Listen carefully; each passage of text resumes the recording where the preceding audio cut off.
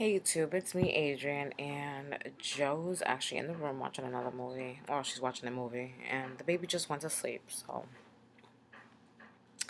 let me start off by saying I am so sorry. I have not done an update in probably over a month. It's been really, really hectic, really, really busy in my household. Um, no kind of different setting, but we are still in um, the same place. We haven't moved yet. I have a lot to tell you. It's probably going to be in two parts because it is that much information. So, excuse all of my stuff, my ripped shirts. I'm comfortable. I'm at home, so whatever. Anyways, so where do I start? Let's start off some months back. You all know that I have my little Munchkin, which or who she is now, almost 5 months old. She will be five. No, excuse me. Yeah, she'll be 5 months next week. My baby's growing. Um, for the people out there who don't know, she is not adopted. She is our foster baby, so we cannot give names or show pictures or what have yous. So, um, tell you, I probably told you the story, but I might not have. I don't even remember. But I'm gonna give you a short little version of what I'm gonna tell you. So here it goes. My wife, myself, um, my little Munchkin, and we had another foster child that just came into our home at the time. Um, we were shopping through Target in Boston, and we were looking for clothes for the little one we had just got at the time. She came with pretty much nothing. A toothbrush, pair of pants, a toy, book, something. She was 19 months old. So we happened to miss shopping, and we were in the aisle talking to another parent who had these gorgeous twins, adorable, adorable twins. And we were just like kind of exchanging parenting and, asking each other's questions about, obviously how we went about it because Munchkin is not African American. She is Caucasian. I finally decided I want to tell people. Some people feel like it's a big deal because she is not African American. I don't. I don't care. So we're in the aisle just chit chatting, and my wife is behind us with the other little one, picking out some stuff for her and whatnot. So as we're in this aisle talking to this lady about, parenting and what's good, what's not, and what good foods or formulas and all that great stuff. This other lady comes into the aisle, very nice looking, lady, probably in her 40s or whatever, not far from my age, assuming you guys know how old I am, but you may not. She kind of just looked and like this, she had this puzzled look, like obvious puzzled look. She kind of looks at me and she looks at the baby and then she looks at my wife. Not a mean look, just kind of like, okay, maybe she wanted to ask something, wasn't sure. So in the midst of all that, whatever, the lady leaves. That other person stayed in the aisle, kind of just, looking around the aisle, kind of just looking, not really saying nothing. So she finally comes up to me. It was just like, "Can I ask you a question?" I was just like, whatever, no big deal. Could be, just being inquisitive, or however you say it. So I was just like, "Yeah, sure." She was just like, "Is this little Munchkin?" Can't say her name, so I say little Munchkin. And I said, "Oh my God," and looked at my wife like, "What do we say?" Now, social workers, DCF, all tell you that you will come into counter with stuff like that happens. So I said, "Okay, fine. Yeah, this is so and so." She says, "Oh my God, I had her before she came to you guys. I'm her cousin."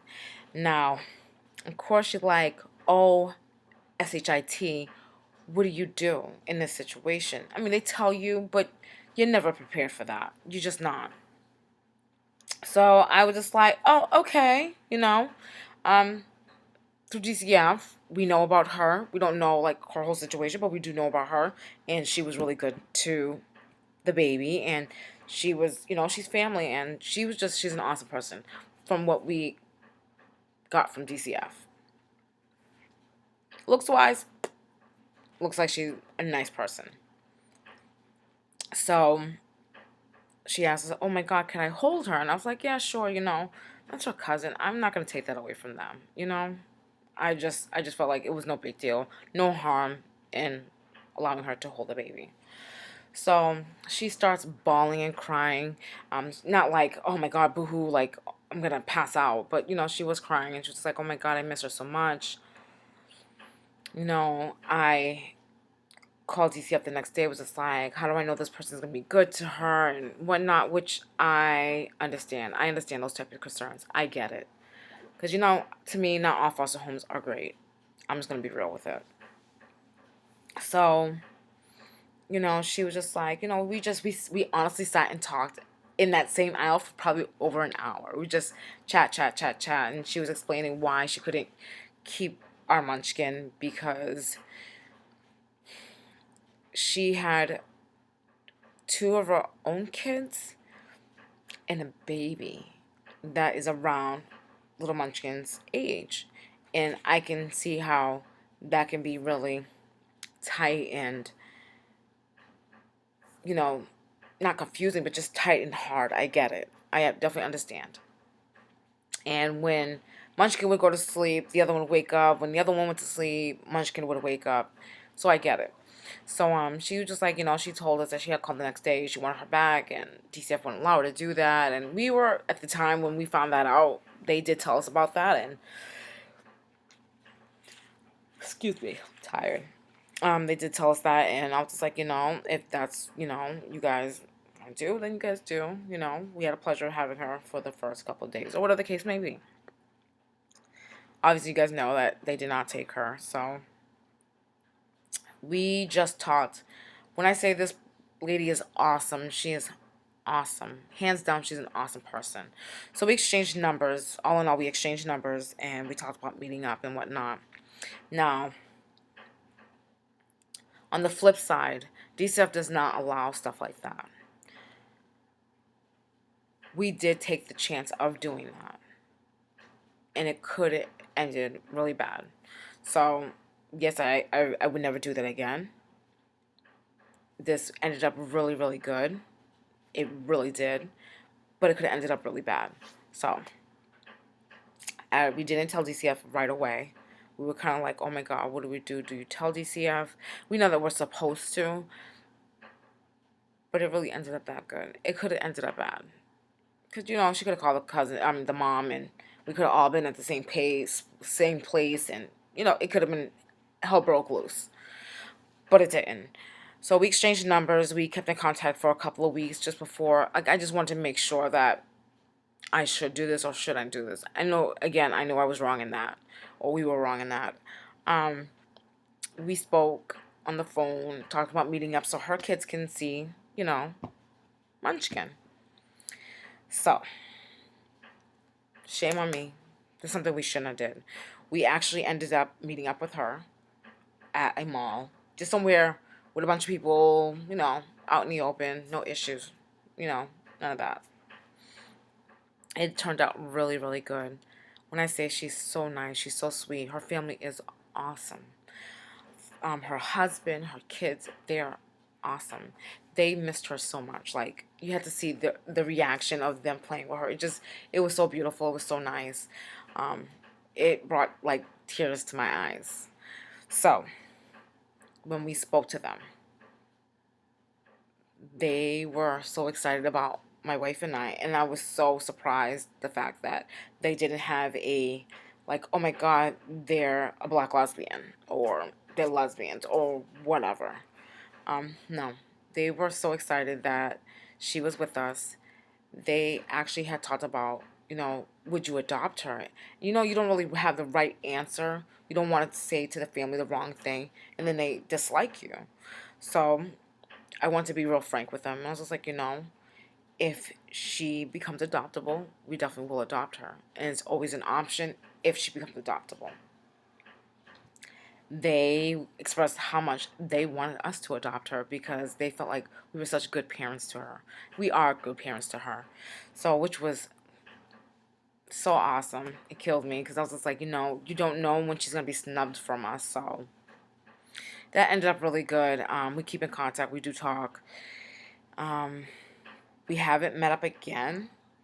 Um, we have to have long talks. The white or the lady, I'm gonna say Kay because I'm not gonna mention her name, but Kay. We had a long, long talk and how she felt about mom and all that stuff. And again, I can't really indulge in that and tell you guys the logistics of it, but it was really bad. It wasn't good at all. Um, that Munchkin definitely deserves better than that. She really does. And I'm not trying to bash because again, we don't know her parents, but we know enough. So with that,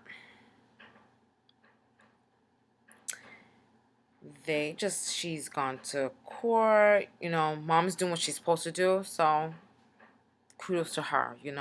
I'm glad that she's getting it together. So that happened. So that was crazy. And then now, like, I've started school, which is even more crazy, you guys. I know. Like, I finished one, start another one. So here I am. Full-time student, part-time job, full-time mom. It is hard. It is so hard. I know I've been saying that I'm planning on quitting my job and still haven't done it. It's hard. It's hard letting go what you're used of. The baby gets enough of both of us. A lot of us. So again, I'll make this into 2 parts. So I'm going to end this one here. Look at the next video.